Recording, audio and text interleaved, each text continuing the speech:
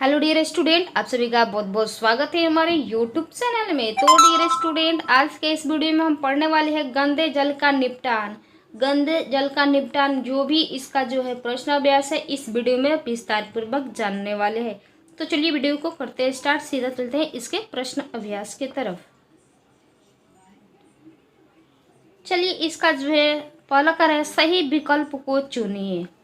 पहला है अपशिष्ट जल है, पीने योग्य, स्नान योग्य, दूषित जल, भोजन बनाने योग्य।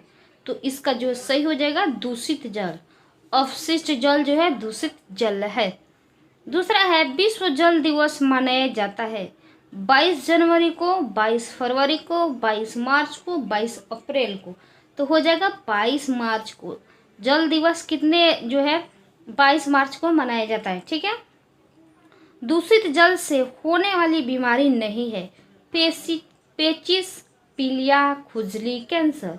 तो इसका जो है आंसर हो जाएगा कैंसर। ठीक है। दूसरा है पीलिया रोग के कारण है दूषित जल का व्यवहार, गंदे कपड़े पहनना, गरिष्ठ भोजन करना, इनमें से कोई नहीं। तो इसका हो जाएगा चौथे नंबर का जो है हो जाएगा दूषित जल का व्यवहार। ठीक है। अब आगे बढ़ते हैं। 5 नंबर में कर है चापाकल या कुएं के पास जल जमाव से पेयजल होता है स्वच्छ, दूषित, दोनों, इनमें से कोई नहीं। तो इसका हो जाएगा चापाकल या कुएं के पास जल जमाव से पेयजल होता है, इसका आंसर लिखिएगा दूषित। ठीक है। अब आगे कर रहा है रिक्त स्थानों की पूर्ति करें। पहला हैजा एक डैश जनित बीमारी है। तो इसका जो है आंसर हो जाएगा जल। ठीक है। हैजा एक जल जनित बीमारी है, तो यहाँ पे जल लिखिएगा। ठीक है। अब देखिएगा बायोगैस का उपयोग डैश डैश के स्रोत के रूप में किया जाता है। तो इसका आंसर लिखिएगा ऊर्जा। ठीक है। ऊर्जा के स्रोत के रूप में किया जाता है। तीसरा है वाहित मल घर, स्कूल, होटल, अस्पताल आदि से उपयोग के बाद होने वाली डैश डैश जल है। तो यहाँ पे लिखिएगा अपशिष्ट। अपशिष्ट। ठीक है। अब चलिए हम आगे बढ़ते हैं। चलिए, अब चौथा कह रहा है वाहित मल एक जटिल मिश्रण है जिसमें निलंबित ठोस, मृत जीवी और रोगवाहक जीवाणु, कार्बनिक और डैश डैश अशुद्धियां पाई जाती है। तो इसका लिखिएगा अकार्बनिक। अकार्बनिक। ठीक है। 5 नंबर का रहा है 5 साल से कम उम्र के बच्चों की मौत का सबसे बड़ा कारण है डैश डैश बीमारी। तो यहाँ पे लिखिएगा जल जनित। ठीक है। जल जनित। ठीक है। यही बीमारी के कारण हो रहा है। ठीक है। अब आगे बढ़ते हैं। तीसरा कर है सही उत्तर के सामने सही एवं गलत उत्तर के सामने गलत का चिन्ह लगाए। पहला है संयुक्त राष्ट्र संघ ने 2005 से 2015 की अवधि को जीवन के लिए जल पर कार्य के लिए अंतर्राष्ट्रीय दशक के रूप में घोषित किया। तो इसका जो है सही हो जाएगा। ठीक है। दूसरा है हैजा और टाइफाइड वायरस के कारण होने वाले रोग है। तो इसका जो है गलत हो जाएगा। ठीक है। तीसरा है जनहित रोगों का प्रमुख कारण प्रदूषण है। तो इसका हो जाएगा सही। बायोगैस मानव मल निपटान की वैकल्पिक व्यवस्था है।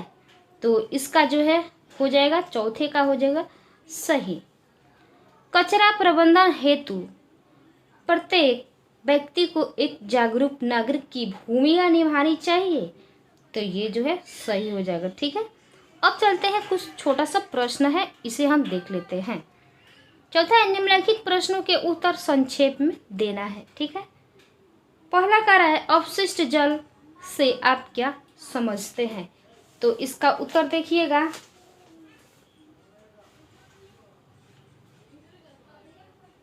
देखिए यहाँ पे कह रहा है अपशिष्ट जल से आप क्या समझते हैं। ठीक है, इसका उत्तर लिखिएगा, झाग से भरपूर तेल मिश्रित काले भूरे रंग का जल जो विभिन्न संस्थाओं, जगहों व स्थानों से नालियों में जाता है, अपशिष्ट जल कहलाता है। ठीक है, दूसरा है वाहित मल क्या है? इनमें कौन कौन सी अशुद्धियां हैं?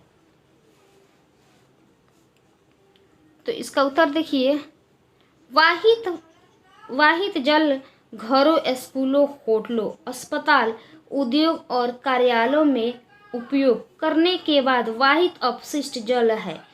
इसमें द्रवरूपी अपशिष्ट होती है, जिसमें घुले हुए और निलंबित अपद्रव्य होते हैं। तीसरा कह रहा है जलजनित बीमारी क्या है? इनमें होने वाली किन्हीं 3 बीमारियों के नाम एवं लक्षण बताएं। इसका उत्तर देखिएगा, दूषित जल की सेवन से उत्पन्न रोग जलजनित बीमारी कहलाती है। पेचिस, पीलिया और हैजा जो दूषित जल के सेवन से होता है। तो लक्षण देखते हैं। पेचिस का लक्षण है बार बार दस्त होना, उल्टी होना। पीलिया का लक्षण है पेशाब पीला होना, आंख पीला होना। ठीक है, और हैजा का लक्षण है लगातार दस्त होना। ठीक है, उसके बाद से अब चलते हैं, इसका जो और प्रश्न है देखते हैं। चौथे में कह रहे हैं बायोगैस क्या है, इसके लाभ क्या है? बायोगैस क्या है, इसका लाभ क्या है? चलिए, इसका उत्तर है जानवरों के मल मूत्र को बायो संयंत्र में इकट्ठा होकर गैस बनता है, जिसे बायोगैस कहते हैं। और लाभ देखिए, इसका लाभ है ईंधन का काम आना, ईंधन में जो है काम आता है। दूसरा है इसमें खाना पकाया जाता है। तीसरा है खाद्य के रूप में उपयोग किया जाता है। ठीक है, अब देखिए जो कह रहे हैं 5 नंबर, आप एक जागरूक नागरिक के रूप में आप कचरा प्रबंधन में क्या योगदान दे सकते हैं? ठीक है, तो इसका उत्तर देखिएगा, यहाँ पे है यदि किसी व्यक्ति के घर से वाहित जल या कूड़ा कचरा फेंका जाता है तो कार्यालय में निवेदन करना चाहिए। किसी भी सार्वजनिक स्थान की साफ सफाई करना चाहिए। कचरा हमेशा कूड़ादान में ही फेंकना चाहिए। अतः हम अनेकों प्रकार के योगदान में यहाँ पे जो लिखा है, अतः हम अनेकों प्रकार के योगदान दे सकते हैं।